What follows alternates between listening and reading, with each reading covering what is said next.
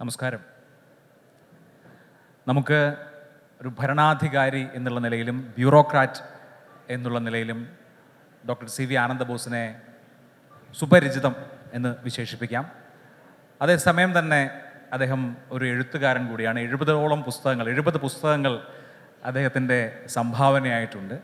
അദ്ദേഹത്തിൻ്റെ പുസ്തകമായ മിത്തും സയൻസും ഒരു പുനർവായന എന്ന പുസ്തകത്തെ ആസ്പദമാക്കിയാണ് നമ്മൾ ഈ സംവാദം ഒരുക്കിയിരിക്കുന്നത്. എങ്കിലും ഒരു ഭരണാധികാരി, പശ്ചിമ ബംഗാളിൻ്റെ ഗവർണർ എന്നുള്ള നിലയിൽ അദ്ദേഹം വലിയ തോതിൽ ദേശീയ പ്രാധാന്യം നേടിയിട്ടുള്ള, രാജ്യം ശ്രദ്ധിക്കുന്ന വ്യക്തിത്വമാണ്. അപ്പോൾ നമുക്ക് അത്തരത്തിലുള്ള കാര്യങ്ങൾ കൂടി അദ്ദേഹവുമായി സംവദിക്കാം എന്നാണ് വിചാരിക്കുന്നത്. എല്ലാവർക്കും സ്വാഗതം സാർ. മിത്തും സയൻസും എന്ന പുസ്തകം ഞാൻ വായിക്കുമ്പോൾ അത് ഒരു അവലോകനം, അതല്ലെങ്കിൽ ഒരു ചിന്ത എന്നുള്ളതിനേക്കാൾ കുറെ കൂടി ഫിലോസഫിക്കലായ അങ്ങയുടെ തോട്ട്സ് കൂടി അതിനകത്ത് പലയിടത്തും നിഴലിക്കുന്നതായി കണ്ടു. അപ്പോൾ രാജ്ഭവൻ ജീവിതം പുസ്തകങ്ങൾ എഴുതാൻ അല്ലെങ്കിൽ ഒരു ചിന്താലോകത്തേക്കൊക്കെ വ്യാപരിക്കാൻ കുറെ കൂടി സഹായകരമാകുന്നുണ്ടോ? എന്താണ് അതേക്കുറിച്ച് തോന്നുന്നത്?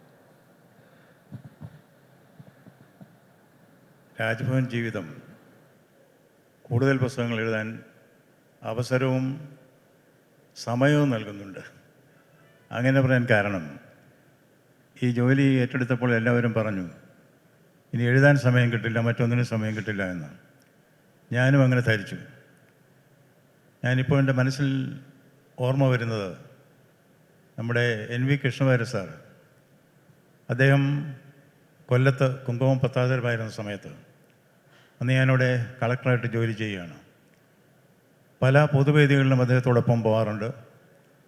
ഒരിക്കൽ കാറിൽ സഞ്ചരിക്കുമ്പോൾ അദ്ദേഹം എന്നോട് ചോദിച്ചു, കളക്ടർ നന്നായി പ്രസംഗിക്കുന്നുണ്ടല്ലോ, എന്താ എഴുതാത്തത്? അപ്പോൾ ഞാൻ പറഞ്ഞു, സാർ സമയം കിട്ടുന്നില്ല എന്ന് പറഞ്ഞ്, സമയം കിട്ടിയാൽ ഞാൻ ഒരു വാൽമീകിയോ കാളിദാസനൊക്കെ ആകുമായിരുന്നൊരു ധ്വനി അതുള്ള അന്നേരം ഞാൻ ഓർത്തില്ല. പക്ഷെ അദ്ദേഹം എന്നെ ആശ്വസിപ്പിച്ചുകൊണ്ട് പറഞ്ഞു, എഴുതാൻ സമയം വേണ്ട, മനസ്സ് മതി. അത് വളരെ ശരിയാണെന്ന് എനിക്കും തോന്നുന്നു. പ്രമുഖ സാഹിത്യകാരനായ പപ്പേട്ടൻ ഇവിടെ ഉണ്ട്, അദ്ദേഹത്തിന് അറിയാം. എഴുതാൻ മനസ്സ്, പണ്ട് ഞാൻ കേട്ട കേശവദേവൻ്റെ ഒരു പ്രസംഗത്തിൽ അദ്ദേഹം പറഞ്ഞു, മനസ്സിൽ ആശയഗർഭം ധരിച്ചു കഴിഞ്ഞാൽ പിന്നെ പ്രസവിക്കാതെ വയ്യ. അത് ശരിയാണ്. എഴുതാൻ സമയം വേണ്ട, മനസ്സ് മതി എന്ന് എനിക്കും തോന്നുന്നു. പിന്നെ വ്യക്തമായി പറഞ്ഞാൽ, ഞാൻ രാവിലെ ബ്രഹ്മമുഹൂർത്തത്തിൽ എഴുന്നേൽക്കാൻ ശ്രമിക്കുന്ന ആളാണ്. രാവിലെ ഒരു 3 മണി മുതൽ 8 മണി വരെ രാജ്ഭവനിൽ ആരും കാണുകയില്ല. എന്തെങ്കിലും ചെയ്യണ്ടേ? ഏറ്റവും നല്ല കാര്യം എഴുതുക. കൈകൊണ്ട് എഴുതാറില്ല, ഏതെങ്കിലും മൊബൈൽ ഫോണിലേക്ക് ഡിക്റ്റേഷൻ കൊടുക്കും. അത് ടൈപ്പ് ചെയ്തെടുക്കാൻ അവിടെ ആളുകളുണ്ട്. അതുകൊണ്ട് ഞാൻ അധികം നീട്ടി പറയുന്നില്ല.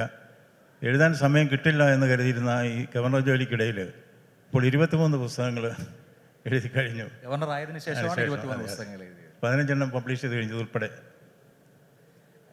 ഈ പഴയ കാലത്തൊക്കെ ഗവർണർമാരെ അല്ലെങ്കിൽ രാജ്ഭവനുകളെ വിശേഷിപ്പിക്കുന്നത് രാഷ്ട്രീയ നേതാക്കൾക്ക് വിശ്രമ ജീവിതം നയിക്കാൻ അല്ലെങ്കിൽ വിശ്രമ സങ്കേതങ്ങളാണ് രാജ്ഭവനുകൾ എന്നൊരു കാഴ്ചപ്പാടുണ്ട്. പക്ഷേ നമ്മൾ കഴിഞ്ഞ ഒരു പതിറ്റാണ്ടെങ്കിലുമായി എടുത്താൽ ഗവർണർമാർ സജീവമായി അഡ്മിനിസ്ട്രേഷനിൽ ഇടപെടുന്നുണ്ട്. ഇപ്പോൾ കേരളത്തിലടക്കം അത് വലിയ കോൺഫ്ലിക്റ്റ് ഉണ്ടാക്കുന്നുണ്ട്. പശ്ചിമ ബംഗാളിലും ആ പ്രശ്നം വരുന്നുണ്ട്. അപ്പോൾ ഗവർണർമാരുടെ പഴയ അലസ ജീവിതത്തെക്കാൾ ഇപ്പോൾ പ്രോആക്റ്റീവായ, നിരന്തരം അഡ്മിനിസ്ട്രേഷനിലും ഇടപെടേണ്ടി വരുന്ന ഒരു സാഹചര്യമാണോ? ഗവർണർ ജനങ്ങളുടെ ഇടയിലേക്ക് ഇറങ്ങിച്ചെല്ലാൻ ബാധ്യസ്ഥനാണ്. രാജ്ഭവൻ എന്ന് പറയുന്നത് ബ്രിട്ടീഷ് രാജിൻ്റെ സമയത്തുള്ള അധികാരത്തിൻ്റെ കേന്ദ്രമായിരുന്നു. ഇന്നതിപ്പോൾ രാജ്ഭവൻ അല്ലെങ്കിൽ ജനരാജ്ഭവനാണ്, അല്ലെങ്കിൽ ലോക്ഭവനാണ്. ഇത് ഔപചാരികമായിട്ട് തന്നെ ആദ്യം പ്രഖ്യാപിച്ചത് ബംഗാളിൽ അടുത്ത കാലത്താണ്. വെറുതെ പ്രഖ്യാപിച്ചതല്ല. ഇന്ത്യൻ രാഷ്ട്രപതി വന്നപ്പോൾ രാഷ്ട്രപതിയോട് ഇത് പറഞ്ഞ് ബോധ്യപ്പെടുത്തി. രാഷ്ട്രപതി തന്നെയാണ് രാജ്ഭവൻ ജനരാജ്ഭവനാക്കി മാറ്റുന്ന ആ പ്രക്രിയയുടെ തുടക്കം. അതിൻ്റെ ഒരു താക്കോല് പ്രതീകാത്മകമായി തിരഞ്ഞെടുക്കപ്പെട്ട മുഖ്യമന്ത്രി ശ്രീമതി മമതാ ബാനർജിക്ക് എൻ്റെ സാന്നിധ്യത്തിൽ എൻ്റെ അപേക്ഷ അനുസരിച്ച് കൊടുത്തുകൊണ്ടാണ് അത് ജനരാജ്ഭവനാക്കി മാറ്റിയത്. അതിനുശേഷം ജനങ്ങൾക്ക് എപ്പോൾ വേണമെങ്കിലും രാജ്ഭവനിൽ വരാം, ഗവർണറെ കാണാം. അതുപോലെ രാജ്ഭവൻ തന്നെ തുറന്നു കൊടുത്തു. അതുവരെ ആ വലിയ കെട്ടിടത്തിനുള്ളിൽ എന്താണ് സംഭവിക്കുന്നത് ആർക്കും അറിയില്ലായിരുന്നു. ഇപ്പോൾ അവിടെ കുട്ടികൾക്ക് വരാം, കണ്ടക്റ്റഡ് ടൂറ്, ഒരു ഹെറിറ്റേജ് ടൂറ് ഏർപ്പെടുത്തി. അതുപോലെ പിന്നൊന്ന് മൊബൈൽ രാജ്ഭവൻ. ഈ ഇലക്ഷൻ്റെ സമയത്ത് ധാരാളം അക്രമങ്ങൾ, കൊലപാതകങ്ങൾ ഉണ്ടാകുക പതിവായിരുന്നു. അപ്പോൾ രാവിലെ 6 മണിക്ക് ഗവർണറുടെ മോട്ടോർ ഗൈഡ് തെരുവിലിറങ്ങും. ആർക്ക് വേണമെങ്കിലും അത് കൈ കാണിച്ച് നിർത്താം. ഗവർണർ നിർത്തും, ആവലാതികൾ കേൾക്കും. അതിൻ്റെ പേരാണ്, ജനങ്ങൾ കൊടുത്തതാണ് ഈ മൊബൈൽ രാജ്ഭവൻ. അതിൻ്റെ പ്രയോജനം കണ്ടത്, ഒരിക്കൽ ഇത് കൈ കാണിച്ച് നിർത്തി ആരോ പറഞ്ഞു, സാർ ഒരു 4 കിലോമീറ്റർ അകലെ ബോംബുമായിട്ട് ആളുകൾ നിൽക്കുന്നു, അക്രമം നടക്കുന്നുവെന്ന്. ഞാൻ ധരിച്ചു ഇത് കേരളത്തിലൊന്നും സാധാരണ ഉണ്ടാകാത്ത കാര്യമാണ്, അത് എക്സാജറേഷനായിരിക്കും എന്നെനിക്ക് തോന്നി, അതിശയോക്തിയായിരിക്കും. പക്ഷെ ഞാനവിടെ ചെന്നപ്പോൾ കാണുന്ന ബോംബുമായിട്ടുള്ള ആളുകൾ ഓടുന്നതാണ്. അപ്പോഴങ്ങനെ ജനങ്ങളിലേക്ക് ഇറങ്ങിച്ചെല്ലൊരു ആവശ്യമാണ് എന്ന് തോന്നി. അതുകൊണ്ട് ജനങ്ങളിലേക്ക് ഇറങ്ങിച്ചെന്നു. ഒരു ആംനെ സാമ്നെ എന്നൊരു പ്രോഗ്രാം കോളേജ് വിദ്യാർത്ഥികൾക്ക്, കാരണം ഗവർണർ കോളേജുകളുടെ ചാൻസലർ കൂടിയാണ്, കോളേജുകളുടെ യൂണിവേഴ്സിറ്റി, അവർക്ക് എപ്പോൾ ഗവർണറെ കാണണം എന്നുണ്ടെങ്കിലും ഒരു ഇമെയിൽ അയച്ചാൽ പിറ്റേ ദിവസം രാവിലെ തന്നെ അവർക്ക് കാണാം. പിന്നെ ഒന്ന് നാട്ടിലിറങ്ങി നാട്ടുകാരെ കാണുക, അതുപോലെ പച്ചക്കറി മാർക്കറ്റിൽ ചെല്ലും വില ചോദിക്കുക, നടപടികൾ സ്വീകരിക്കുക. ഇങ്ങനെയുള്ളതിന് ഇപ്പോൾ നമ്മുടെ ട്രൈബൽ ഡെവലപ്മെൻറ്റ് ഏരിയ വില്ലേജസിൽ അവിടെ പോയി ഒരു ദിവസം ചെലവഴിക്കും അവരോടൊപ്പം. അതിന് കൊടുത്തിരിക്കുന്ന പേര് അമാർ ഗ്രാം എന്ന് പറഞ്ഞാൽ ബംഗാളിയിൽ എൻ്റെ ഗ്രാമം. ഇങ്ങനെ പല പദ്ധതികളുമായി ജനങ്ങളിലേക്ക് ഇറങ്ങിച്ചെല്ലുകയാണ്. അങ്ങ് ചോദിച്ച ചോദ്യം, ഗവർണർമാരിൽ ഇപ്പോൾ പെട്ടെന്നുണ്ടായൊരു മാറ്റമാണോ ഇത്? പെട്ടെന്നുണ്ടായ മാറ്റമല്ല, ഒരു ഗവർണറുടെ ചുമതലയാണത്. കാരണം ഗവർണറെ നിയമിക്കുന്നത് രാഷ്ട്രപതിയാണെങ്കിലും രാഷ്ട്രപതിക്ക് ഗവർണറെ നിയമിക്കാനുള്ള അധികാരം കൊടുത്തതും ഗവർണർക്ക് ആ അധികാരം ഉപയോഗിച്ച് ഭരിക്കാൻ അവകാശം നൽകിയതും ഭരണഘടനയാണ്. ഭരണഘടന തുടങ്ങുന്നത് തന്നെ we the people of India give to ourselves this constitution എന്നാണ്. ഇന്ത്യയിലെ ജനങ്ങളായ നാം നമുക്കായി നൽകുന്ന ഭരണഘടനയാണ്. അപ്പോൾ ജനങ്ങൾ ഭാരമേൽപ്പിച്ച, ജനങ്ങൾ ചുമതല തന്ന, ജനങ്ങൾ അധികാരപ്പെടുത്തിയ ഒരു ഗവർണർ എന്നുള്ള നിലയ്ക്ക് ഒരു ഗവർണറുടെ ഒന്നാമത്തെ കർത്തവ്യം ജനങ്ങളോടാണ്, രണ്ടാമത്തെ കർത്തവ്യം ജനങ്ങളോടാണ്, മൂന്നാമത്തെ കർത്തവ്യവും ജനങ്ങളോടാണ്. ഇപ്പോൾ അങ്ങ് ദീർഘകാലം ബ്യൂറോക്രസിയുടെ ഭാഗമായി അതിൻ്റെ ഏറ്റവും ഉയർന്ന തലത്തിൽ പ്രവർത്തിച്ചിട്ടുണ്ട്, മുഖ്യമന്ത്രിയുടെ പ്രിൻസിപ്പൽ സെക്രട്ടറി അടക്കമുള്ള പദവികളിൽ കേരളത്തിലും. അപ്പോൾ ആ കാലഘട്ടങ്ങളിൽ ഗവർണർമാർ വഹിച്ചിരുന്ന റോൾ, അല്ലെങ്കിൽ ആ കാലഘട്ടങ്ങളിൽ ഗവർണർമാർ ഇടപെട്ടിരുന്ന രീതി ഇപ്പോഴത്തേതുപോലെ തന്നെയാണോ, അതോ ഇപ്പോൾ കൂടുതലായി ഗവർണർമാർ ഇത്തരം വിഷയങ്ങളിൽ, ഭരണപരമായ കാര്യങ്ങളിൽ ഇടപെടുന്നുണ്ടോ? ഒരു എക്സ്പീരിയൻസ് എന്നുള്ള നിലയിൽ എങ്ങനെയാണത്? ഗവർണർമാരുടെ ചുമതലകളെക്കുറിച്ച് 2 വ്യത്യസ്ത സങ്കല്പങ്ങളുണ്ട്. ഒന്ന് ആക്റ്റീവ് ഗവർണർ, 2 പാസീവ് ഗവർണർ. ഒരാൾ ആക്റ്റീവ് ഗവർണർ ആവണോ പാസീവ് ഗവർണർ ആവണോ എന്ന് തീരുമാനിക്കേണ്ടത് ഓരോ വ്യക്തിയുടെയും പ്രിഫറൻസാണ്. അവർ അതിൻ്റെ മുൻഗണനാ ക്രമത്തിൽ തീരുമാനിക്കുക. ഞാൻ എപ്പോഴും ആക്റ്റീവ് ഗവർണറുടെ ഭാഗത്ത് നിൽക്കാനാണ് ആഗ്രഹിക്കുന്നത്. ജനങ്ങൾക്ക് വരാനും ആവലാതികൾ നൽകാനുമുള്ള അവസരം ഉണ്ടാക്കി കൊടുക്കണം. അതുപോലെ സംസ്ഥാനത്തിൻ്റെ വികസനത്തിന് ഗവർണർക്ക് വലിയ പങ്ക് വഹിക്കാനുണ്ട്. അല്ലാതെ ഗവർണർ നോക്കുകുത്തിയായി ഇരിക്കേണ്ടയാളല്ല. കാരണം ഒരു ഗവർണർ സത്യപ്രതിജ്ഞ ചെയ്യുമ്പോൾ അതിന് 2 ഭാഗമുണ്ട്. ഒന്നാം ഭാഗം, ഞാൻ ഇന്ത്യൻ ഭരണഘടന, I will defend the constitution of India. രണ്ടാം ഭാഗം, ആ സംസ്ഥാനത്ത് ജനങ്ങളുടെ ശ്രേയസ്സിന് വേണ്ടി പ്രയത്നിക്കുമെന്നുള്ളതാണ്. ഈ രണ്ടും ചേർത്ത് വായിക്കുമ്പോൾ ഒരു ഗവർണർ ജനങ്ങളുടെ ഇടയിലേക്ക് ഇറങ്ങിച്ചെല്ലണം, ജനങ്ങൾക്ക് ഭയം കൂടാതെ ഗവർണറെ കാണാൻ കഴിയണം, ഗവർണർ ഒരു ഫ്രണ്ട് ഫിലോസഫർ ആൻഡ് ഗൈഡ് എന്നുള്ളൊരു തോന്നലുണ്ടാക്കണം. ആ രീതിയിൽ പ്രവർത്തിക്കാനാണ് വ്യക്തിപരമായി എളിയവനായി എനിക്ക് താല്പര്യം. അതൊരു കോൺഫ്ലിക്റ്റ് ഉണ്ടാക്കുന്നുണ്ട് എന്ന് എപ്പോഴെങ്കിലും തോന്നുന്നുണ്ടോ? ഇപ്പോൾ കേരളത്തിൽ മുഖ്യമന്ത്രി ഒരിക്കൽ ഗവർണറെ ബ്രിട്ടീഷ് ഭരണകാലത്തെ റെസിഡൻ്റ് അല്ല ഗവർണർ എന്ന് ഓർമ്മിപ്പിച്ച ഒരു ഘട്ടമുണ്ടായിരുന്നു, അന്നത്തെ കേരള ഗവർണറെ. ഇപ്പോൾ അങ്ങേക്കും വെസ്റ്റ് ബംഗാളിലെ ഭരണകൂടവുമായി, മമതാ ബാനർജിയുമായി ഒരു പൊരുത്തമില്ലായ്മയിലേക്ക് പോകേണ്ടി വന്ന ഘട്ടങ്ങളും സന്ദർഭങ്ങളും ഉണ്ട്. അപ്പോൾ ഗവർണർമാർ വളരെ സജീവമായി പൊതുരംഗത്ത് ഇടപെടുന്നത് ഒരു കോൺഫ്ലിക്റ്റ് തിരഞ്ഞെടുക്കപ്പെട്ട സർക്കാരുമായി ഉണ്ടാക്കുന്നുണ്ടോ? അത് ഗുണകരമാണോ? കേരളത്തിൽ മുഖ്യമന്ത്രി ഗവർണറെ കുറിച്ച് അങ്ങനെ പറഞ്ഞു. ഞാൻ ഇവിടുത്തുകാരനല്ല, മാവിലായക്കാരനല്ല, ഞാനിത് കേട്ടില്ല. ബംഗാളിൻ്റെ കാര്യം പറയാം. എൻ്റെ അഭിപ്രായത്തിൽ ഒരു ഗവർണർ ഒരിക്കലും മുഖ്യമന്ത്രിയുടെ പാതയിൽ വിലങ്ങുതടിയായി നിൽക്കാൻ പാടില്ല. കാരണം ഇന്ത്യൻ ഭരണഘടനയ്ക്ക് 2 തലങ്ങളിലൂടെയാണ് കോൺസ്റ്റിറ്റ്യൂഷണൽ അതോറിറ്റീസിനെ സൃഷ്ടിക്കുന്നത്. ഒന്ന് ദി എലക്ഷൻ, 2 നോമിനേഷൻ. ഇത് രണ്ടും ബോധപൂർവമായിട്ട് തന്നെയാണ് ഭരണഘടനാ വിധാതാക്കൾ അതിൽ ഉൾപ്പെടുത്തിയത്. മുഖ്യമന്ത്രി ഇലക്ഷൻ റൂട്ടിലൂടെ വരുന്നു, ഗവർണർ നോമിനേഷനിലൂടെ വരുന്നു. ജനാധിപത്യത്തിൻ്റെ അന്തസ്സത്ത പൂർണ്ണമായി എടുക്കുമ്പോൾ എൻ്റെ അഭിപ്രായത്തിൽ the elected chief minister should be the front face of government, not the nominated governor. ഈ ഇംഗ്ലീഷിൽ പറയുക good fences make good neighbours, അത് വളരെ ശരിയാണ്. ഭരണഘടന ചില ലക്ഷ്മണ രേഖകൾ വരയ്ക്കുന്നുണ്ട്. അത് ഗവർണർക്ക് ചുറ്റിനും വരയ്ക്കുന്നുണ്ട്, മുഖ്യമന്ത്രിക്ക് ചുറ്റിനും വരയ്ക്കുന്നുണ്ട്. രണ്ടുപേരും ആ ലക്ഷ്മണ രേഖ കടക്കാതിരിക്കുന്നതാണ് നല്ലത്. പിന്നെ രണ്ട്, ഈ പ്രായം കൊണ്ട് ചില പക്വത ഉണ്ടാകുമല്ലോ. പ്രായമാകും തോറും നമുക്ക് ഒരു കാര്യം മനസ്സിലാകും, ഞാൻ എന്നുള്ള ഭാവം ഉപേക്ഷിക്കണം. ഒരു ഗവർണർ എന്നുള്ളത് ഞാൻ എല്ലാം ഞാൻ എന്ന് കരുതരുത്, അതുപോലെ മുഖ്യമന്ത്രിയും കരുതരുത്. ഇതൊക്കെ ജനങ്ങൾ നമ്മളെ ഏൽപ്പിച്ചിരിക്കുന്ന ചില ചുമതലകളാണ്. ഇതൊന്നും നമ്മുടെ മിടുക്കല്ല. എൻ്റെ അഭിപ്രായത്തിൽ ദൈവം ഈശ്വരൻ ഏൽപ്പിക്കുന്നതാണ്. ദൈവത്തിൽ വിശ്വസിക്കാത്തവർക്ക് അവരെ ഏൽപ്പിക്കുന്ന ഭരണഘടനയാണെന്ന്, ഭരണഘടന രണ്ടുപേരെ ഏൽപ്പിക്കുന്ന ഭരണഘടന തന്നെയാണ്. ഏതായാലും പരസ്പരം കലഹിക്കാതെ ഈഗോ ഒഴിവാക്കിയാൽ, ഈഗോ എങ്ങനെ ഒഴിവാക്കാമെന്ന് ചോദിച്ചാൽ എനിക്കറിയില്ല. ഈഗോ വരുമ്പോഴത്തേക്ക് യു ഗോ എന്ന് പറയുക, അത് മാത്രമേ നിവൃത്തിയുള്ളൂ.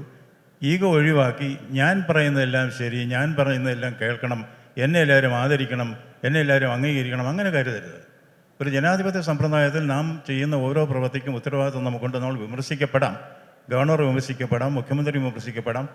ഇതൊക്കെ മനസ്സിലാക്കിക്കൊണ്ട് പരസ്പരം യോജിച്ച് പോകുന്നതാണ് ജനനന്മയ്ക്ക് നല്ലത് എന്ന് മുഖ്യമന്ത്രിയും ഗവർണറും വിശ്വസിച്ചാൽ അവിടെ തർക്കങ്ങൾ തീരും. അഥവാ തർക്കങ്ങൾ ഉണ്ടായാൽ പരിഹരിക്കാൻ പറ്റും. തർക്കങ്ങളില്ലാതെ പോകാൻ പറ്റില്ല. കാരണം ഒരു തിരഞ്ഞെടുക്കപ്പെട്ട മുഖ്യമന്ത്രിയും അതുപോലെ ഭരണഘടന സംരക്ഷിക്കാൻ ബാധ്യസ്ഥനായ ഒരു ഗവർണറും തമ്മിൽ ആശയപ്പൊരുത്തമില്ലായ്മ പലപ്പോഴും ഉണ്ടാകും, വീക്ഷണങ്ങളിൽ മാറ്റമുണ്ടാകും. ഇതൊക്കെ പരസ്പരം മനസ്സിലാക്കണം. അങ്ങനെ വന്നാൽ ഒരു അണ്ടർസ്റ്റാൻഡിങ് ഉണ്ടെങ്കിൽ, പരസ്പര ബഹുമാനമുണ്ടെങ്കിൽ ഇത് നടക്കുമെന്നാണ് എനിക്ക് തോന്നുന്നത്. അയ്യപ്പ പണിക്കർ സാർ പറഞ്ഞ പോലെ ജ്ഞാനപ്പാനെ മാറ്റി അത് ജ്ഞാനപ്പാനയാക്കി, ഞാൻ ഒരാൾ ഉള്ളത് കൊണ്ട് ഇവിടെ സൗരയൂഥം കറങ്ങുന്നു എന്നൊന്നും ഒരു ഗവർണറിനും ധരിക്കരുത്, മുഖ്യമന്ത്രിയും ധരിക്കരുത്. ഇപ്പം അങ്ങയുടെ പ്രവർത്തന കാലയളവിൽ പശ്ചിമ ബംഗാളിലെ ആർജിക്കർ മെഡിക്കൽ കോളേജിലെ മെഡിക്കൽ വിദ്യാർത്ഥിനിയുടെ മരണത്തെ തുടർന്നുണ്ടായ സംഭവവികാസത്തിൽ ഗവർണർ വളരെ ആക്റ്റീവായി ഇടപെടുന്നതും, കുറച്ച് സാധാരണ അങ്ങ് വളരെ ശാന്തനാണ്, പക്ഷെ കുറച്ച് രോഷത്തോടുകൂടി സംസാരിക്കുന്നതും ഒക്കെ കാണുകയുണ്ടായി. ദേശത്തിൻ്റെ മനസാക്ഷിയെ ഞെട്ടിപ്പിച്ചൊരു സംഭവമാണ്. ഇപ്പോൾ ആ കുറ്റവാളിക്ക് ജീവപര്യന്തം ശിക്ഷയും വിധിച്ചു. അപ്പം അങ്ങനെയൊക്കെയുള്ള സംഭവങ്ങൾ ഉണ്ടാവുന്ന സമയത്ത് പ്രോആക്റ്റീവായി ഇടപെടേണ്ട ഒരു റോളാണ് ഗവർണറുടേത് എന്നുള്ള ഒരു കൺവിക്ഷൻ്റെ പുറത്താണോ ആ ഇടപെടൽ? ആർജിക്കാർ മെഡിക്കൽ കോളേജിൻ്റെ കാര്യം പറഞ്ഞു. ഒരു ലേഡി ഡോക്ടർ അവരെ രാത്രിയിൽ അവരുടെ ആശുപത്രിയിൽ വെച്ച് ബലാത്സംഗം ചെയ്ത് കൊന്നു. ഇതാരെയും ഞെട്ടിക്കുന്ന ഒരു കാര്യമാണ്. ഇത് ആർക്കെങ്കിലും ഒരു അബദ്ധം പറ്റിയതായിട്ട് എഴുതിത്തള്ളാവുന്നതല്ല. അതെൻ്റെ മനസ്സിനെ പിടിച്ചുലച്ച ഒരു സംഭവം തന്നെയാണ്. ഞാൻ ആ പെൺകുട്ടിയുടെ മരിച്ചു കിടന്ന സ്ഥലത്ത് പോയി. അപ്പോഴെനിക്ക് മനസ്സിലായി തെളിവുകൾ നശിപ്പിക്കുന്ന രീതിയിൽ ചില കാര്യങ്ങളൊക്കെ ഇവിടെ നടന്നിരിക്കുന്നു. പിറ്റേന്ന് പാതിരാവിൽ നൂറുകണക്കിന് ആളുകൾ ആശുപത്രിയിൽ കടന്നു കയറി ആക്രമിക്കുന്നു. എൻ്റെ അടുത്ത് ഒരു നഴ്സിംഗ് വിദ്യാർത്ഥിനി പറഞ്ഞത്, കരഞ്ഞുകൊണ്ട് പറഞ്ഞത്, സാർ ആ റൗഡികൾ എന്നോട് പറഞ്ഞു, നാളെ നിന്നെ ഞാൻ എല്ലാവരുടെയും കാണുക, ഞാൻ ബലാത്സംഗം ചെയ്യും, ആരുണ്ട് ചോദിക്കാൻ. ഈ ആരുണ്ട് ചോദിക്കാൻ എന്നുള്ള ആ അവസ്ഥയുണ്ടല്ലോ, അത് വളരെ നിസ്സഹായാവസ്ഥയാണ് ജനങ്ങളെ സംബന്ധിച്ചത്. അതുകൊണ്ടാണ് ഞാൻ അവരുടെ കൂടെ നിന്നത്. അവരുടെ വീട്ടിൽ പോയി. അതുപോലെ സമരപ്പന്തലിൽ, സാധാരണ ഒരു ഗവർണർ സമരപ്പന്തലിൽ നിന്ന് പോകുന്നത് സാധാരണ പോകേണ്ട കാര്യമല്ല, ഞാനും സാധാരണ പോകാൻ ആഗ്രഹിക്കുന്ന ആളല്ല. പക്ഷേ അവരോടുള്ള ഐക്യദാർഢ്യം പ്രഖ്യാപിക്കാൻ വേണ്ടി അവരുടെ കൂടെ ഞാനുണ്ട്, ഒരു ഗവർണർ എന്ന നിലയ്ക്ക് നിങ്ങളുടെ കൂടെ ഞാനുണ്ട് എന്ന് അവർക്കൊരു ആത്മവിശ്വാസം കൊടുക്കാൻ വേണ്ടി പോയതാണ്, ഭരണത്തിൽ ഇടപെടാൻ പോയതല്ല. മറ്റൊരു കാര്യം, ഞാനിത് ബന്ധപ്പെട്ട ഉദ്യോഗസ്ഥന്മാരുമായും ബന്ധപ്പെട്ട മുഖ്യമന്ത്രി ഉൾപ്പെടെയുള്ളവർ പറഞ്ഞപ്പോൾ അവരുടെയൊക്കെ മറുപടിയിൽ നിന്ന് എനിക്ക് തോന്നിയത് ഇതൊരു നിസ്സാര കാര്യമാണെന്നുള്ള നിലയിൽ തള്ളിക്കളയുക. It's not a question of crime and punishment. മനുഷ്യ മനസാക്ഷിയുടെ കാര്യമാണത്. സ്ത്രീ ശാക്തീകരണത്തിൻ്റെ കാര്യമാണ്. സ്ത്രീകൾക്ക് അവിടെ സുരക്ഷയില്ല എന്നുള്ളത് സത്യമാണ്. ഞാൻ നൂറുകണക്കിന് അക്രമം നടന്ന സ്ഥലങ്ങളിൽ, അക്രമം നടക്കാൻ സാധ്യതയുള്ള സ്ഥലങ്ങളിൽ പോയിട്ടുണ്ട്. അവിടെ നിന്നൊക്കെ എനിക്ക് മനസ്സിലായ ഒരു കാര്യം, അക്രമം ഉണ്ടാവും, ആരുണ്ട് ചോദിക്കാൻ. അതൊരിക്കലും ഒരു പരിഷ്കൃത സമൂഹത്തിന് ചേർന്നതല്ല. അതുകൊണ്ടാണ് ഞാൻ പതിവിന് വിപരീതമായി ജനങ്ങളുടെ കൂടെ നിന്നതും തെരുവിലിറങ്ങിയത്. പശ്ചിമ ബംഗാൾ മലയാളികളെ സംബന്ധിച്ച് വളരെ ഒരു തരത്തിലുള്ളൊരു ഫാസിനേഷൻ എന്നൊക്കെ പറയാം. പശ്ചിമ ബംഗാളിലെ സാഹിത്യം, സിനിമ, സത്യജിത് റേ, രവീന്ദ്രനാഥ ടാഗോർ, സ്ഥലങ്ങൾ, രാഷ്ട്രീയം, ഫുട്ബോൾ. മലയാളികൾ ഒരു എന്താ പറയുക, മലയാളികളുടെ സ്ഥലം പോലെ കാണുന്ന ഒരു സ്ഥലമാണ് ബംഗാൾ. ബംഗാളിൽ നിന്ന് വാർത്തകളില്ല എന്ന് കവികൾ പറയുമ്പോൾ മുമ്പ് പറഞ്ഞിട്ടുണ്ട്. പക്ഷേ ഇപ്പോൾ ധാരാളം വാർത്തകൾ വരുന്നുണ്ട്. പശ്ചിമ ബംഗാൾ അങ്ങ് കോൺസ്റ്റിറ്റ്യൂഷണൽ ഹെഡായിരിക്കുന്ന സംസ്ഥാനമാണ്.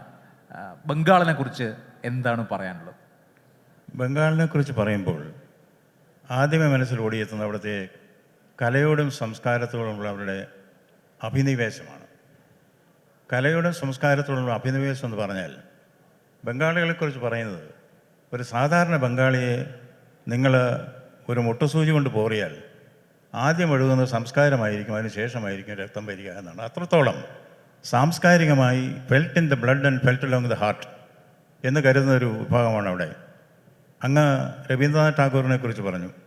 അദ്ദേഹത്തിൻ്റെ ഒരു കഥയ്ക്കകത്ത് പറയുന്നുണ്ട്, ദ ബ്രൈഡ്സ് ഹൗസ് ഹോൾഡ്. അവിടെ പെണ്ണ് കാണാൻ പോവുകയാണ്. പെണ്ണിൻ്റെ വീട്ടിൽ പോയി അവർ വളരെ ധനസംസ്ഥിതിയുള്ളവരാണ്, ബന്ധുബലമുള്ളവരാണ്, എല്ലാം കൊണ്ടും കൊള്ളാം. ഒരു അധ്യാപകനും കൂടെ കൊണ്ടുപോയിരുന്നു. അധ്യാപകൻ ഇതൊക്കെ കേട്ട് പറഞ്ഞു, നമുക്ക് അവിടെ നിന്നൊരു ബന്ധം വേണ്ട. അപ്പോൾ അവർ ചോദിച്ചു, അതെന്താ? അവർക്ക് വേണ്ടതെല്ലാം ഉണ്ട്, നല്ല മനുഷ്യർ, നല്ല സംസ്കാരമുള്ളവർ, ബന്ധുബലമുള്ളവർ, പണമുള്ളവർ എല്ലാം ഉണ്ട്, പെൺകുട്ടി കണ്ടാക്കൊള്ളാം, പിന്നെ എന്താ പ്രശ്നം? അപ്പോൾ അദ്ദേഹം പറഞ്ഞു, അവിടെ എല്ലാം ഉണ്ട്, അവരത് കാണിക്കുകയും ചെയ്തു. പക്ഷേ അവിടെ പുസ്തകങ്ങളില്ല. ഈ പയ്യൻ എന്ത് തീരുമാനിച്ചു? Bride or books, bride or books. അവൻ കുറേ കാലം മനസ്സിലിട്ട് ആലോചിച്ചിട്ട് പറഞ്ഞു, ബുക്സ് നോട്ട് ബ്രൈഡ്. അത്രത്തോളം ഭാഷയെ സ്നേഹിക്കുന്ന, സംസ്കാരത്തെ സ്നേഹിക്കുന്ന, വായനയെ സ്നേഹിക്കുന്നവരാണ് ബംഗാളികൾ. അതുകൊണ്ട് തന്നെയാണ് ബംഗാളിലെ അവരുടെ സ്റ്റേറ്റ് സോങ് എന്ന് പറയുന്നത് തന്നെ ബാംഗ്ലാർ മാട്ടി, ബാംഗ്ലാർ ജോൾ, ബാംഗ്ലാർ ബായു, ബാംഗ്ലാർ ഫൽ, പുനോഹോക് പുനോഹോക് പുനോഹോകെ ഭഗവാൻ എന്നാണ്. ബംഗാളി പഠിച്ചത് ഗവർണറായതിനു ശേഷമാണോ? ഞാൻ ബംഗാളി പഠിച്ചിട്ടില്ല. ഇവിടെ ആർക്കും ബംഗാളി അറിയാമോ എന്നുള്ള ഉറപ്പുകൊണ്ട് ഞാൻ പറഞ്ഞു. ഇപ്പോൾ നമ്മൾ ഈ പുസ്തകത്തെ സംബന്ധിക്കുന്ന വിഷയങ്ങളിലേക്ക് കൂടി വന്നാൽ, ഇപ്പോൾ നേരത്തെ സൂചിപ്പിച്ചു സമയത്തിൻ്റെ കാര്യം, ഏത് സമയത്താണ് എഴുതുന്നത് എന്നൊക്കെ. ഇപ്പോഴത്തെ കാലത്ത് ഗവർണർമാരും മുഖ്യമന്ത്രിമാരും തമ്മിൽ ഒരു ശീതസമരവും സംഘർഷവും ഒക്കെ ഉണ്ട്. അപ്പോൾ മാനസികമായും ചിലപ്പോൾ ഒരു സംഘർഷം ഉണ്ടാകുമല്ലോ.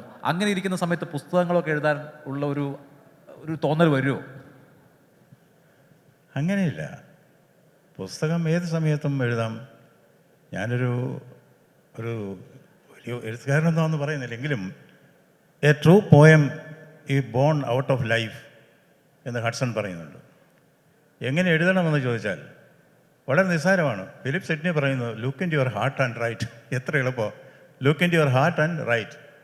എനിക്ക് തോന്നുന്നത് എഴുത്തിനെക്കുറിച്ചുള്ള ഏറ്റവും നല്ല നിർവചനം ഇന്ന് വേർഡ്സ്വർത്ത് പറഞ്ഞത് തന്നെയാണ്, spontaneous overflow of powerful feelings. Spontaneous overflow of powerful feeling. എഴുത്ത മനസ്സിൽ വരുന്നു, എഴുതുന്നു. ഇത് മഹാകവി അക്കിത്തം അദ്ദേഹം ഒരിക്കൽ പറഞ്ഞു, അദ്ദേഹത്തിൻ്റെ കവിതകൾ എഴുതി അദ്ദേഹം തന്നെ വായിച്ചു നോക്കുമ്പോൾ ഇത് ഞാൻ തന്നെയാണോ എഴുതിയത്, ഇതിൻ്റെ പദവിന്യാസം എൻ്റേതാണോ? അദ്ദേഹം പറഞ്ഞൊരു കവി എന്ന നിലയ്ക്ക് എനിക്ക് ആകെ ചെയ്യാനുള്ളത് ഒന്നോ രണ്ടോ ലൈൻ അങ്ങോട്ടും ഇങ്ങോട്ടും മാറ്റുകയാണെന്ന്. ഈ എഴുത്ത് ഒരു നൈസർഗികമായ ഒരു പ്രേരക ശക്തിയാണെന്ന് എനിക്ക് തോന്നുന്നു. വലിയ എഴുത്തുകാരൊക്കെ ഇവിടെ ഉണ്ട്, അതുകൊണ്ട് അവരെ പറയാനാണ് ഞാനതിനെക്കുറിച്ച് പറയാനാളില്ലെങ്കിലും ഈ എഴുതാൻ സമയം വേണ്ട, മനസ്സ് മതി എന്ന് പറയുന്നത് ശരിയാണ്. അങ്ങനെ ഒരു പ്രത്യേക മാനസിക പ്രക്ഷാളനം ഉണ്ടാകുന്ന സമയത്ത് എഴുതുക അങ്ങനെയൊന്നും എനിക്ക് തോന്നിയിട്ടില്ല. എനിക്ക് അങ്ങ് പറഞ്ഞതുപോലെ മുഖ്യമന്ത്രിയായിട്ടുള്ള പ്രശ്നമാണെങ്കിൽ ഞാൻ സാധാരണ ചെയ്യുന്നത്, ഞങ്ങൾ പൊതുജന മധ്യത്തിൽ വെച്ച് വഴക്കൊക്കെ അടിക്കും. ഞാൻ വൈകുന്നേരം ഒരു വാട്സപ്പ് അയക്കും, അതിൻ്റെ വാട്സപ്പിൻ്റെ മറുപടി വരും. ഒന്ന് രണ്ട് വാട്സപ്പ് അങ്ങോട്ടും ഇങ്ങോട്ടും അയച്ചു കഴിയുമ്പോൾ പ്രശ്നമൊക്കെ തീരും. നല്ല പേഴ്സണൽ റാപ്പോ ഉണ്ട് മമതാ ബാനർജി ആയിട്ട്? ഉണ്ട്. അപ്പോൾ കേരളത്തിലും മുഖ്യമന്ത്രിയും ഗവർണറും പോരടിച്ചിരിക്കുന്ന സമയത്ത് ഒരു പരസ്പരം പ്ലസൻട്രീസൊക്കെ കൈമാറാറൊക്കെ ഉണ്ട്. അങ്ങനെ ഇപ്പോൾ നമുക്ക് കേരളത്തിൻ്റെതായി എന്താണ് മമതാ ബാനർജിക്ക് കൊടുത്തിട്ടുള്ളത്? എനിക്ക് ഏതാണ്ട് ഒരു ആഴ്ചയിൽ ഒരിക്കലെങ്കിലും ഒരു 100 മസാല ദോശയും വടയും കിട്ടും. അപ്പോൾ എനിക്കറിയാം അതിൻ്റെ പുറകിൽ എന്തോ ഒരു ഫയലും വരാൻ പോകുന്നുണ്ട്. ഞാനങ്ങനെ കയർത്ത് സംസാരിക്കുന്ന ആളല്ല, എങ്കിലും ചിലത് നമ്മൾ പറഞ്ഞു പോകുമല്ലോ. അങ്ങനെ എന്തെങ്കിലും പറഞ്ഞാൽ അതിൻ്റെ മൂഡൊന്ന് മാറി എന്ന് തോന്നിയാൽ അപ്പോൾ തന്നെ അവർ ചോദിക്കും, ഗവർണർ സാർ എന്ന് ഞാൻ കൊടുത്ത മസാല ദോശ കഴിച്ചോ, അല്ലെങ്കിൽ പെട്ടെന്നൊന്ന് കഴിക്കണം, വിഷയം മാറ്റിക്കൊണ്ടു പോകും. അതുകൊണ്ട് വ്യക്തിപരമായ ബന്ധം തുടർന്നുകൊണ്ടേയിരിക്കുന്നു. അത് വളരെ കോർഡിയലായിട്ടുള്ള ബന്ധമാണ്. അത് വളരെ കോർഡിയലായിട്ടുള്ള ബന്ധമാണ്. ഈ രാഷ്ട്രീയമായിട്ട് പറയുന്ന കാര്യം, ഞാനൊരു രാഷ്ട്രീയക്കാരനല്ല. അവിടെ രാഷ്ട്രീയ പ്രസ്താവനകൾ നടത്തുമ്പോൾ അത് ഞാൻ മറുപടി പറയാറില്ല, അതിൻ്റെ മനസ്സിനെ ബാധിക്കാറുമില്ല. ഇപ്പോൾ ഗവർണർ സംസ്ഥാനത്തിൻ്റെ കോൺസ്റ്റിറ്റ്യൂഷണൽ ഹെഡാണ്, മുഖ്യമന്ത്രി തിരഞ്ഞെടുക്കപ്പെട്ട ഭരണാധികാരിയുമാണ്. അപ്പോൾ അങ്ങനെ ഇരിക്കുമ്പോൾ ഇപ്പോൾ ഉയർന്നിട്ടുള്ള ഒരു വിമർശനം, ഇപ്പോൾ കേരളം, തമിഴ്നാട്, അതുപോലെ തന്നെ പശ്ചിമ ബംഗാൾ, ഇങ്ങനെ വിവിധ സംസ്ഥാനങ്ങളെ ഉദാഹരിച്ച് കേന്ദ്ര സർക്കാർ അവരുടെ പ്രതിനിധികളെ ഉപയോഗിച്ച് അവർക്ക് ഭരണമില്ലാത്തിടത്ത് ഭരണം നടത്തുകയാണ്, ഇൻ്റർഫിയർ ചെയ്യാണ് ഗവർണർമാർ എന്നൊരു വിമർശനമുണ്ട്. യോജിക്കുന്നുണ്ടോ? അങ്ങനെ ഉണ്ടോ? അത് ബൈബിളിൽ പറയുമ്പോൾ നിൻ്റെ വിശ്വാസം നിന്നെ പൊറുപ്പിക്കുമെന്ന് എനിക്ക് പറയാനുള്ളൂ. ഞാനിപ്പോൾ 3ാമത്തെ വർഷമാണ് ഗവർണറായിട്ട്. കേന്ദ്ര ഗവൺമെൻറ്റിൽ നിന്ന് ആരും എന്നോട് ഇന്ന പോലെ ചെയ്യണം, ഇന്നപോലെ ചെയ്യണമെന്ന് പറഞ്ഞിട്ടില്ല. ആദ്യം മുതൽ എന്നെ നിയമിച്ച സമയത്ത് ആകെ പറഞ്ഞത് U act as A governor should do എന്നല്ലാതെ ഒരിക്കലും ഒരു ഇൻ്റർഫിയറൻസ് എന്നോട് ആരും നടത്തിയിട്ടില്ല. എനിക്ക് മറ്റ് ഗവർണർമാരെക്കുറിച്ച് പറയാൻ ഞാൻ ആളല്ല. അപ്പോൾ പുസ്തകത്തെക്കുറിച്ച് പറയുമ്പോൾ അങ്ങ് മിത്തും സയൻസും ഒരു പുനർവായന എന്ന് പറയുമ്പോൾ ഇന്ത്യൻ മിത്തോളജി മാത്രമല്ല, ഗ്രീക്ക് മിത്തോളജി അടക്കം പരാമർശ വിധേയമാവുന്നുണ്ട്. വളരെ ആഴത്തിൽ പുരാണങ്ങൾ, ക്ലാസിക്കുകൾ, അതുപോലെ തന്നെ മറ്റ് ഇപ്പോൾ ഗ്രീക്ക് മിത്തോളജിയുടെ കാര്യം പറഞ്ഞു, അങ്ങനെയുള്ള അതിലൊരു സവിശേഷമായ താല്പര്യമുണ്ടോ? അത് ചെറുപ്പം മുതലുണ്ടായ ഒരു കാര്യമാണ്. ഞാനൊരു നാട്ടിൻ പുറത്തുകാരനാണ്. അന്ന് ഞങ്ങൾക്കവിടെ അന്ന് ടെലിവിഷനൊന്നും നാട്ടിൽ ഒരിടത്തുമില്ല. റേഡിയോ എന്ന് പറയുന്നതാണ് അവിടുത്തെ വലിയ VIP. വീട്ടിലൊരു പഴഞ്ചൻ റേഡിയോയേ ഉള്ളത്. അത് തന്നെ നോബ് തിരിക്കാൻ പോലും ഞങ്ങൾ കുട്ടികളെ സമ്മതിക്കുകയില്ല. സാധാരണഗതിക്ക് ഈ ചൂടുകാലത്ത് വീടിൻ്റെ ചുറ്റുവരാന്തയിലാണ് എല്ലാവരും കിടക്കുന്നത്. ഞങ്ങൾ 13 പേരുണ്ട്, കുട്ടികളെല്ലാം കൂടെ. അപ്പോൾ ഇങ്ങനെ പറയുമ്പോൾ അമ്മുമ്മ ചോദിക്കും, കലപല പറച്ചിൽ നിർത്തി പിള്ളേരെ, അക്ഷരശ്ലോകം തുടങ്ങുക. അങ്ങനെ അക്ഷരശ്ലോകത്തിലേക്ക് ഒരു കൈ പിടിച്ച് കയറ്റി. പിന്നെ ഏതെങ്കിലും ഈ അക്ഷരശ്ലോകത്തിൽ ജയിക്കാൻ വേണ്ടിയിട്ട് പുതിയ പുതിയ കാവ്യങ്ങളിങ്ങനെ പഠിച്ചുകൊണ്ടിരിക്കുകയാണ്. അങ്ങനെ പുരാണങ്ങളിലേക്കും ഇതിഹാസങ്ങളിലേക്കും ചെറുപ്പകാലത്ത് തന്നെ ഒരു ആഭിമുഖ്യം ഉണ്ടായി. കുട്ടികളുടെ മഹാഭാരതം, കുട്ടികളുടെ രാമായണം ഇതൊക്കെ വായിപ്പിക്കും, കഥ പറയിക്കും. അങ്ങനെ ഉണ്ടായൊരു താല്പര്യം പിന്നീട് വന്നപ്പോൾ ഞാൻ ഇംഗ്ലീഷ് സാഹിത്യമാണ് എടുത്തത്. ഇംഗ്ലീഷ് സാഹിത്യത്തിൽ നമുക്കറിയാം, ഇംഗ്ലീഷ് സാഹിത്യമാണ് പഠിക്കുന്നതുണ്ടെങ്കിലും ഗ്രീക്ക്, റോമൻ പുരാണങ്ങളെക്കുറിച്ചും ഇതിഹാസങ്ങളെക്കുറിച്ചും ഒക്കെ അതിൽ ക്രോസ് റെഫറൻസ് ഉണ്ട്. അങ്ങനെ അത് വായിക്കാൻ തുടങ്ങി, അതിലേക്കൊരു ആഭിമുഖ്യം വന്നു. പിന്നെ വന്നത് ഈ സ്റ്റോറി ഓഫ് സിവിലൈസേഷൻ, വിൽ ഡ്യൂറൻറ്റിൻ്റെ, അത് വായിച്ചു കഴിഞ്ഞപ്പോൾ വിവിധ രാജ്യങ്ങളുടെ ചരിത്രവും അവരുടെ പുരാണങ്ങളും ഇതിഹാസങ്ങളുമായി ഒരു ബന്ധമുണ്ടെന്നൊരു തോന്നൽ വന്നു. അത് വായിക്കാൻ തുടങ്ങി. പിന്നെ എൻ്റെ അയൽവാസിയായിരുന്ന മാലി മാധവൻ നായർ, അദ്ദേഹത്തിന് ഗ്രീക്ക് പുരാണങ്ങളിലും ഭാരതീയ പുരാണങ്ങളിലും വളരെ വ്യുൽപ്പത്തിയുള്ള ഒരു വ്യക്തിയാണ്. അദ്ദേഹമായി ധാരാളം സംസാരിക്കുമായിരുന്നു. ഗ്രീക്ക് പുരാണങ്ങളിലും ഇന്ത്യൻ പുരാണങ്ങളുമായിട്ട് താരതമ്യം ചെയ്തുകൊണ്ട് ചില കവിതകൾ എഴുതി. അത് അന്നത്തെ ഏറ്റവും വലിയ വിമർശകനായിരുന്ന, സാഹിത്യ നിരൂപകനായിരുന്ന പ്രൊഫസർ M. കൃഷ്ണൻ നായർ സാറിനെ കൊണ്ട് കാണിച്ചു. കൃഷ്ണൻ നായർ സാർ അത് വായിച്ചിട്ട് portions of it are excellent poetry എന്ന് പറഞ്ഞ് തിരിച്ചു തന്നു. അങ്ങനെയാണ് ഞാൻ പുരാണേതിഹാസങ്ങൾ കൂടുതൽ താല്പര്യം എടുത്തത്. പിന്നെ ഹീറോ വിത്ത് 1000 ഫേസസ്, ജേസഫ് ക്യാമ്പബെല്ലിൻ്റെ, അതാണ് ലോകത്തറിയപ്പെടുന്ന ഏറ്റവും വലിയ കമ്പാരിറ്റീവ് മിത്തോളജിയുടെ പുസ്തകങ്ങൾ. അതൊക്കെ വായിച്ചു. അങ്ങനെയാണ് എഴുത്ത് തുടങ്ങിയത്. അപ്പോഴെനിക്ക് മനസ്സിലായത്, ഈ പുരാണേതിഹാസങ്ങൾ തമ്മിൽ കാലങ്ങളുടെ വ്യത്യാസമുണ്ട്, ദേശങ്ങളുടെ വ്യത്യാസമുണ്ടെങ്കിലും അതിൻ്റെ അന്തർധാരകളൊക്കെ ഒന്ന് തന്നെയാണ്. ഉദാഹരണം പറഞ്ഞാൽ, ഇക്കാറസ് സൺ ഓഫ് ഡേഡാലസ് മിടുക്ക് ചിറകുകൾ കൊണ്ട് സൂര്യനെ ലാക്കാക്കി പറക്കുന്നു, ചിറക് എറിഞ്ഞ ഒരു ദ്വീപിൽ പതിക്കുന്നു. ഇത് തന്നെയല്ലേ ജഡായുവും സമ്പാദിയും? സൂര്യനെ ലാക്കാക്കി പറക്കുന്നു, ചിറക് എറിഞ്ഞ് പതിക്കുന്നു. പല പുരാണങ്ങളിലും സമാനമായ കഥകളും സമാനമായ സങ്കല്പങ്ങളുണ്ട്. ഈ പുരാണങ്ങൾ വായിക്കുമ്പോൾ, ഇതിഹാസങ്ങൾ വായിക്കുമ്പോൾ മിത്ത് ഇതൊക്കെ അന്ധവിശ്വാസമാണെന്ന് പ്രത്യക്ഷത്തിൽ തോന്നാം. പിന്നീട് ഞാൻ മനസ്സിലാക്കിയത്, ഗ്രീക്ക്, റോമൻ പുരാണങ്ങൾ, ഇതിഹാസങ്ങൾക്ക് രൂപം കൊടുത്തത് തന്നെ ശാസ്ത്രം പഠിപ്പിക്കാനാണ്. കാരണം ശാസ്ത്രീയ സത്യങ്ങൾ മനുഷ്യർക്ക് പെട്ടെന്ന് മനസ്സിലാവില്ല, അത് കഥകളിലൂടെ പറഞ്ഞ് പഠിപ്പിക്കുന്നു. അങ്ങനെ ശാസ്ത്രവും മിത്തും തമ്മിൽ ബന്ധമില്ല എന്ന് കരുതുന്നത് ശരിയല്ല. അതുപോലെ തന്നെ മഹാശാസ്ത്രജ്ഞന്മാർ, ഐൻസ്റ്റീൻ പറഞ്ഞിരിക്കുന്നത്, എഡിസൺ പറഞ്ഞിരിക്കുന്നത്, ഇവരൊക്കെ പറഞ്ഞിരിക്കുന്നത് ശാസ്ത്രവും മിത്തും തമ്മിൽ അഭേദ്യമായ ബന്ധമുണ്ട്. അത് മനസ്സിലാക്കാൻ നമുക്ക് കഴിയണം. അതിനുള്ളൊരു ചെറിയ ഉദ്യമമാണ് ഈ പുസ്തകം, അതായത് മിത്തും സയൻസും ഒരു പുനർവായന. ഇപ്പോൾ ഇന്ത്യക്ക്, നമ്മുടെ ഭാരതത്തിന്, നമ്മുടെ ചരിത്രം, ഇതിഹാസങ്ങൾ, പുരാണങ്ങൾ വളരെ സമ്പന്നമായ ഒരു പാരമ്പര്യമുണ്ട്. അപ്പോൾ അതേപോലെ തന്നെ നമ്മുടെ കോൺസ്റ്റിറ്റ്യൂഷൻ സയൻറ്റിഫിക് ടെമ്പർ പ്രൊമോട്ട് ചെയ്യണം എന്ന് സൂചിപ്പിക്കുന്ന, എന്ന് പ്രഖ്യാപിക്കുന്ന ഒന്നുമാണ്. അപ്പോൾ ഇവരിപ്പോൾ ഇവ തമ്മിലുള്ള ഒരു വൈരുദ്ധ്യത്തിന് സ്കോപ്പുണ്ടോ? അപ്പോൾ മിത്തോളജി എന്നുള്ളത് ഏത് വരെ ആകാം താങ്കളുടെ അഭിപ്രായത്തിൽ? മിത്തോളജിയുടെ ലക്ഷ്യം വേറെ, ശാസ്ത്രത്തിൻ്റെ ലക്ഷ്യം വേറെ. മിത്തോളജി എന്ന് പറയുന്നത് അവനവൻ്റെ പാരമ്പര്യം, അവനവൻ്റെ പശ്ചാത്തലം, നമ്മുടെ ട്രഡീഷണൽ കൾച്ചർ, അതിലേക്ക് നമ്മളെ ആഭിമുഖ്യം ഉണ്ടാക്കി തരിക എന്നുള്ളതാണ്. പ്രപഞ്ച സത്യങ്ങളെക്കുറിച്ച് നമ്മളെ കഥകളിലൂടെ, വിശ്വാസത്തിലൂടെ ബോധ്യപ്പെടുത്തിയാണ് മിത്തോളജി ശ്രമിക്കുന്നത്. ശാസ്ത്രം അങ്ങനെയല്ല. പ്രപഞ്ചശാസ്ത്രങ്ങളിൽ നിന്നും തെളിവ് ലഭിക്കുന്ന രീതിയിൽ എക്സ്പെരിമെൻ്റൽ സയൻസാണ് സയൻസ്. അതാണ് ശാസ്ത്രത്തിൻ്റെ ലക്ഷ്യം. ഇപ്പം രണ്ടും രണ്ടല്ല, ഒന്നിച്ച് ഒരു ഘട്ടത്തിൽ എത്തുന്നുണ്ടോ എന്ന് ഞാൻ പറയാനുള്ള കാരണം, മഹാരഥന്മാരായ ശാസ്ത്രജ്ഞന്മാർ പറഞ്ഞത് മാത്രമല്ല, ഇപ്പോൾ നമ്മുടെ പുതിയ വിദ്യാഭ്യാസ പദ്ധതിയിൽ അത് രൂപം കൊടുത്തത് തന്നെ അറിയപ്പെടുന്ന ശാസ്ത്രജ്ഞനായ ശ്രീ കസ്തൂരിരംഗനാണ് എന്ന് നമുക്കറിയാം. അദ്ദേഹം പറയുന്നത് നമ്മുടെ ട്രഡീഷണൽ നോളജ് എന്ന് പറയുന്നത് അന്ധവിശ്വാസമൊക്കെ വിശ്വസിപ്പിക്കാനല്ല, അതിന് സയൻറ്റിഫിക് അനാലിസിസ് വേണം. ഇത് രണ്ടും തമ്മിൽ പൊരുത്തക്കേടില്ലെന്നാണ് എനിക്ക് തോന്നുന്നത്. രണ്ടും രണ്ടാണെന്ന് തോന്നും, പക്ഷേ രണ്ടും ഒന്നാണ്. കുഞ്ഞുണ്ണി മാഷ് പറഞ്ഞൊരു കാര്യമുണ്ട്. ഒരു കാക്ക കൊക്കിനോട് ചോദിച്ചു, എൻ്റെ കറുപ്പാണോ നിൻ്റെ വെളുപ്പാണോ നല്ലത്? അപ്പോൾ കൊക്ക് പറഞ്ഞു, നിൻ്റെ കറുപ്പും കൊള്ളാം, എൻ്റെ വെളുപ്പും കൊള്ളാം. കാക്ക പറഞ്ഞു, അങ്ങനെ അങ്ങ് പറഞ്ഞാൽ പോരെ, നമുക്കൊരു കാര്യം ചെയ്യാം, ഈ വഴിപറ്റൊക്കെ തിരിക്കാം, അങ്ങോട്ടും ഇങ്ങോട്ടും തിരിഞ്ഞിരിക്കാം, ജനങ്ങൾ പറയട്ടെ. ഒരു വിചിത്ര ജീവിയെ വഴിവെക്കത്ത് കണ്ടു, ചിലർ നോക്കിയിട്ട് പോയി, ചിലർ തിരിച്ചും മറിച്ചും നോക്കിയിട്ട് എന്തെങ്കിലും ആട്ടെന്ന് പറഞ്ഞു പോയി. ഒരാൾ വന്നിട്ട് അങ്ങോട്ടും ഇങ്ങോട്ടും നോക്കിയിട്ട്, പുറമേ രണ്ട് അകമേ ഒന്ന്. മിത്തോളജിയും സയൻസും പുറമേ രണ്ട് അകമേ ഒന്ന്, രണ്ടും പ്രപഞ്ച രഹസ്യങ്ങളെ മനുഷ്യർക്ക് മനസ്സിലാക്കി കൊടുക്കാനുള്ള ഉപാധികളാണ്. ഒന്ന് ഒരു വഴിയെ പോകണു, മറ്റൊന്ന് വഴിയെ പോകണു, രണ്ടും സംഗമിക്കുന്നൊരു സ്ഥലമുണ്ട്. ആ സംഗമ സ്ഥലം കണ്ടുപിടിക്കുക എന്നുള്ളതാണ് കമ്പാരിറ്റീവ് മെത്തോളജിയുടെ ലക്ഷ്യം. അതുകൊണ്ട് തന്നെയാണ് ലോകത്തിലെ മെത്തോളജികളെല്ലാം പഠിച്ച് ജോസഫ് ക്യാമ്പൽ എഴുതിയ പുസ്തകം ഇപ്പോഴും ബെസ്റ്റ് സെല്ലറായി തുടരുന്നത്. ഇത് പരസ്പരം ഇടകലർന്നു കഴിഞ്ഞാൽ ഒരു ആശയക്കുഴപ്പത്തിനുള്ള സ്കോപ്പില്ലേ? ഞാനൊരു ഉദാഹരണം പറഞ്ഞാൽ, ഇപ്പോൾ പുഷ്പക വിമാനം നമ്മുടെ ഇതിഹാസത്തിലെ മനോഹരമായ ഒരു സങ്കല്പമാണ്. അതുപോലെ കൗരവരുടെ ജനനം, അത് മനോഹരമായ ഒരു മിത്താണ്. പക്ഷെ അത് നമ്മൾ സയൻസാണ് എന്ന് തെറ്റിദ്ധരിച്ചാൽ, പൗരാണിക ഭാരതത്തിൽ വിമാനമുണ്ടായിരുന്നുവെന്നും പൗരാണിക ഭാരതത്തിൽ ക്ലോണിംഗ് നടന്നിരുന്നുവെന്നും ഗണപതി മറ്റൊരു മനോഹരമായ സങ്കല്പമാണ്, അത് പൗരാണിക ഭാരതത്തിൽ പ്ലാസ്റ്റിക് സർജറി നടന്നതിൻ്റെ ഉദാഹരണമാണെന്നും നമ്മൾ കരുതിയാൽ അത് ശരിയാവുമോ? ഒന്നും തെളിവില്ലാതെ സ്വീകരിക്കുന്ന ശൈലി ശാസ്ത്രജ്ഞനില്ല.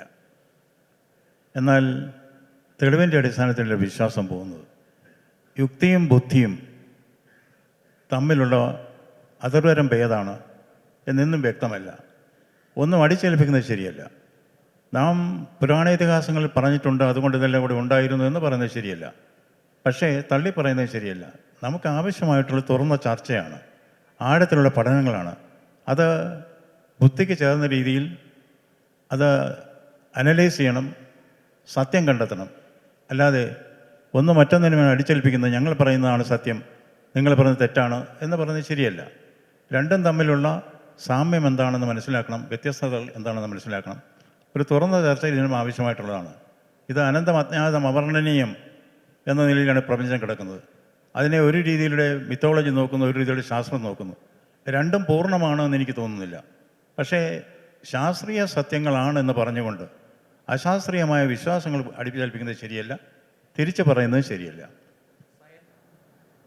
സയൻസിൽ അന്വേഷണത്തിൻ്റെ ഒരു എലമെൻ്റ് ഉണ്ട്. ആദ്യം ഒരു ഹൈപ്പോത്തസിസ് ഉണ്ടാവുന്നു, അതിനെ പ്രോബ് ചെയ്യുന്നു, അത് ശരിയാണോ അല്ലയോ എന്നൊരു നിഗമനത്തിലേക്ക് എത്തുന്നു.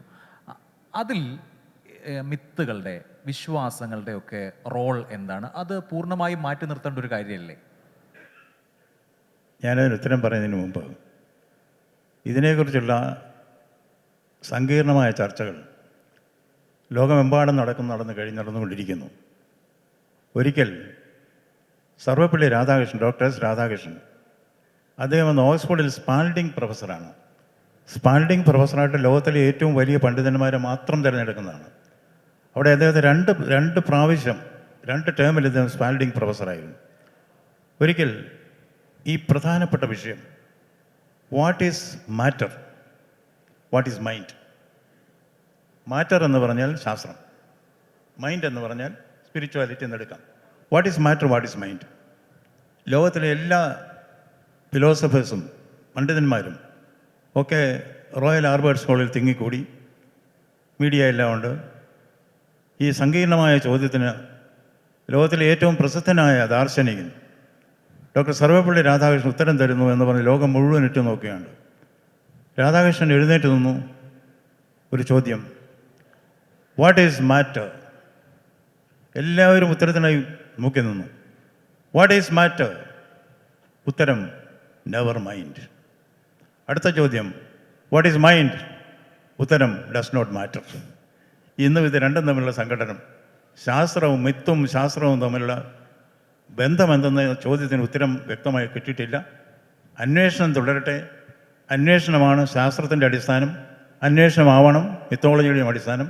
ഈ ചർച്ച തുടരേണ്ടത് ലോകത്തിൻ്റെ നിലനിൽപ്പിനും ആവശ്യമാണ്. തീർച്ചയായും ഈ പുസ്തകം വായിക്കുമ്പോൾ ഇതിൽ മിത്തുകളെക്കുറിച്ചുള്ള പഠനം എന്നുള്ളതിലുപരിയായി കുറേ ചിന്തകൾ, ഇപ്പോൾ ഞാൻ ആരാണ് എന്നുള്ള ചിന്ത തുടങ്ങി സംഗീതം വരെയുള്ള വിവിധ വിഷയങ്ങളിലുള്ള ചിന്തകൾ ഇതിൽ നമുക്ക് കാണാൻ കഴിയും. അപ്പോൾ സ്വച്ഛന്തമായി ഇരിക്കുമ്പോൾ മനസ്സിൽ തോന്നുന്ന ചിന്തകൾ പുസ്തകത്തിലേക്ക് ആക്കുക എന്നുള്ളതാണോ അങ്ങയുടെ ഒരു എഴുത്തു പ്രക്രിയ? ഒന്നും മുൻകൂട്ടി ആലോചിച്ച് IAS എസ്എ പേപ്പർ എഴുതുന്ന പോലെ അല്ല എഴുതുന്നത്. മനസ്സിൽ പൊതുവായ ഒരു ആശയം വരും, അതങ്ങ് എഴുതി തുടങ്ങും. പണ്ട് വായിച്ചതും മനനം ചെയ്തതുമായിട്ടുള്ള കാര്യങ്ങളൊക്കെ മനസ്സിലേക്ക് ഓടിയെത്തും. T.S. എലിയട്ട് പറയുന്ന പോലെ, on Margate sands I connect nothing with nothing. പലപ്പോഴും ഇതും കണക്റ്റിംഗ് നത്തിങ് വിത്ത് നത്തിങ് ആണ്. അപ്പോഴാണ് പലപ്പോഴും പരസ്പരം ബന്ധമില്ല എന്ന് തോന്നുന്ന പലതും തമ്മിലുള്ള ബന്ധം നമുക്ക് മനസ്സിലാകുന്നത്. ഉദാഹരണത്തിന് ഭഗവത്ഗീതയിൽ പറയുന്നു, ജാതസഹി ധ്രുവോർ മൃത്യും ധ്രുവം ജന്മമൃതസ്യ ച തസ്മാത് അപരിഹാര്യാർത്ഥേ ന ത്വം ശോചിതമർഹസി. ജനിച്ചാൽ മരിക്കും, മരിച്ചാൽ ജനിക്കും, പുനർജനിക്കും. നമുക്ക് നിയന്ത്രണമില്ലാത്തതിൻ്റെ മേലെ എന്തിനിങ്ങനെ പരിദേവനം നടത്തുന്നു. ഇത് ആധ്യാത്മികതയിൽ അധിഷ്ഠിതമായ ഒരു ഗ്രന്ഥമാണ് ഭഗവത്ഗീത എന്ന് നമുക്കറിയാം. എന്നാൽ ആധ്യാത്മികതയെതിരുള്ള ഭൗതികതയിൽ അധിഷ്ഠിതമായിട്ടുള്ളതാണ് റുബായിയാത്ത്, ഒമർ ഖയ്യാമിൻ്റെ റുബായിയാത്ത്. ഈ റുബായിയാത്ത് നമ്മളോട് പറയുന്നത്, unborn tomorrows and dead yesterdays, why fret about them if today be the sweet. രണ്ടും എത്തുന്നത് രണ്ട് മാർഗത്തിലൂടെയാണ് അല്ലേ? ഒന്ന് സ്പിരിച്വാലിറ്റിയിലൂടെ, ഒന്ന് മെറ്റീരിയലിസ്റ്റിലൂടെ. രണ്ടും എത്തിച്ചേരുന്നത് ഈ നമ്മൾ ഭാവിയെക്കുറിച്ചോ ഭൂതത്തെക്കുറിച്ചോ ബുദ്ധിമുട്ടിയിട്ട് കാര്യമില്ല. Why fret about them if today be the sweet ഇല്ലേ? രണ്ടും തമ്മിൽ പരസ്പരമായിട്ട് പ്രത്യക്ഷത്തിന് യാതൊരു ബന്ധവുമില്ലാത്ത രണ്ട് ഗ്രന്ഥങ്ങളാണ് റുബായിയാത്തും ഗീതയും. പക്ഷെ എഴുതി തുടങ്ങിയപ്പോൾ മനസ്സിലത് വരുന്നു, ബന്ധമില്ലാത്ത തമ്മിലുള്ള ബന്ധം മനസ്സിലേക്ക് വരുന്നു. ഈ മിത്തോളജിയും, അതായത് യുക്തിയും ഭക്തിയും രണ്ടും രണ്ടാണെന്ന് നമുക്ക് തോന്നുന്നു, പ്രത്യക്ഷത്തിലാണ്. പക്ഷേ യുക്തിയാണോ പൂന്താനത്തിൻ്റെ ഭക്തിയാണോ മേൽപ്പത്തൂരിൻ്റെ വിഭക്തിയാണോ എന്നത് നമുക്ക് അറിയാവുന്ന ചർച്ച ചെയ്യപ്പെട്ടുള്ള കാര്യമാണ്. നമുക്ക് പരസ്പര വിരുദ്ധം എന്ന് തോന്നുന്ന പലതും ആഴത്തിൽ കടന്നു ചെല്ലുമ്പോൾ പരസ്പര പൂരകമാണ് എന്ന് കണ്ടെത്താൻ പറ്റും. അതാണ് ഈ സയൻസും മിത്തും തമ്മിലുള്ള ബന്ധം എന്ന് എനിക്ക് തോന്നുന്നു. അങ്ങ് സയൻസും ടെക്നോളജിയും പഠിച്ച് ജീവിതത്തിൻ്റെ ഭാഗവും അഡ്മിനിസ്ട്രേഷനിലൂടെ കടന്നുപോയ, അല്ലെങ്കിൽ അതിന് സാരഥ്യം വഹിച്ചിട്ടുള്ള ആളാണ്. അപ്പം മിത്തോളജി, സ്പിരിച്വാലിറ്റി ഇങ്ങനെയുള്ള കാര്യങ്ങളിലൊക്കെ വ്യാപരിക്കാൻ സ്വാഭാവികമായും സമയം ഉണ്ടാവില്ലല്ലോ. അപ്പോൾ ഇതിലുള്ള ഇൻട്രസ്റ്റ് എവിടെ നിന്നാണ് വരുന്നത്? ഏത് കാലത്താണ്? ഇത് ഞാനൊരു സാഹിത്യ വിദ്യാർത്ഥിയാണെന്ന് പറഞ്ഞു. പലപ്പോഴും സാഹിത്യ വിദ്യാർത്ഥികൾ ഭാവനയുടെ ലോകത്ത് വിവരിക്കുന്നവരാണ്. ഈ അയ്യപ്പ പണിക്കർ സാറിൻ്റെ ഒരു കവിതയുണ്ട്, ഹേ ഗഗാറിൻ ഗഗനചാരിൻ എന്ന് തുടങ്ങുന്ന കവിത. Yuri Gagarin ബഹിരാകാശത്തെത്തി. നാം എല്ലാം അത്ഭുതപ്പെട്ടു. ശാസ്ത്രം അതിൻ്റെ കഴിവുകൾ ഉപയോഗിച്ച് അതിൻ്റെ മെഷീനറിയൊക്കെ ഉണ്ടാക്കി, എക്യുപ്മെൻ്റ് ഉണ്ടാക്കി ഒരു മനുഷ്യനെ അവിടെ ഇങ്ങോട്ട് വിട്ടു. ശാസ്ത്രത്തിന് അദ്ദേഹം എല്ലാവിധ ഭാവുകങ്ങളും നൽകുകയാണ്. എന്നിട്ട് പറയുകയാണ്, പക്ഷേ ഒരു കവിക്ക് അവിടെ പോയി 14 ലോകങ്ങളും കഴിഞ്ഞ് തിരിച്ചു വരാൻ ഒരൊറ്റ സെക്കൻഡ് മതി എന്ന്. അപ്പോൾ ഈ ഒരു ബന്ധമുണ്ട്. അതുകൊണ്ട് ഒന്നിനേക്കാൾ കേമമാണ് എന്ന് കരുതരുത്. അങ്ങനെ കരുതുന്നത്, അതിനെക്കുറിച്ച് ഞാൻ ചെറുപ്പത്തിൽ ഉമ്മൻ സാറ് പഠിപ്പിച്ചൊരു കാര്യമുണ്ട്. അല്പജ്ഞാനം നിമിത്തം സകല കലകളിൽ കേമനാണെന്ന ഭാവം കൽപ്പിച്ചിടും ചിത്തം മതഗജമത് കണക്ക് അന്ധമാകുന്നു എന്ന് പറഞ്ഞു. അത് ശാസ്ത്രമായാലും കൊള്ളാം, സ്പിരിച്വാലിറ്റി ആയാലും കൊള്ളാം. അല്പജ്ഞാനം നിമിത്തം സകല കലകളിൽ കേമനാണെന്ന ഭാവം കൽപ്പിച്ചിടും ചിത്തം മതഗജമത് കണക്ക് അന്ധമാകുന്നു എന്ന് പറഞ്ഞു. ഒന്നിനെക്കുറിച്ചും വിധി പ്രസ്താവിക്കാതിരിക്കുക, അന്വേഷണം തുടരുക. ശാസ്ത്രമായാലും അത് ആധ്യാത്മികതയായാലും അന്വേഷണം തുടരുക. അവസാനത്തെ ചോദ്യമാണ്. ഇപ്പോൾ പറഞ്ഞ വിഷയത്തിൽ തന്നെയാണ്. ശ്രീനാരായണ ഗുരു ദൈവദശകം എഴുതുമ്പോൾ അദ്ദേഹത്തിന് ഏറ്റവും പ്രശസ്തനായ പ്രഗത്ഭനായ ശിഷ്യൻ സഹോദരൻ അയ്യപ്പൻ സയൻസ് ദശകം എഴുതുന്നുണ്ട്. സ്പിരിച്വാലിറ്റിയും സയൻസും കോ എക്സിസ്റ്റ് ചെയ്യാൻ പറ്റുന്ന കാര്യങ്ങളാണോ?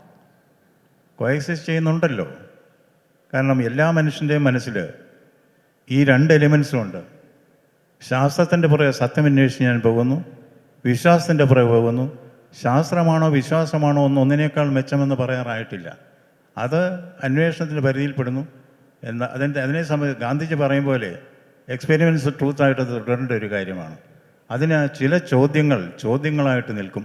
ചില ചോദ്യങ്ങൾക്ക് ഉത്തരം കിട്ടാതിരിക്കുന്നതാണ് നല്ലത്. ശാസ്ത്രമോ വലുത് അതോ സ്പിരിച്വാലിറ്റിയോ വലുത്? ആ ചോദ്യങ്ങളായിട്ട് തന്നെ നിൽക്കട്ടെ. ഉത്തരം കിട്ടാത്തതാണ് നല്ലത്. നന്ദി. മനോഹരമായി ഈ വിഷയത്തിൽ അങ്ങ് സംവദിച്ചു. സദസ്സിന് വേണ്ടി ഞാൻ നന്ദി പറയുകയാണ്.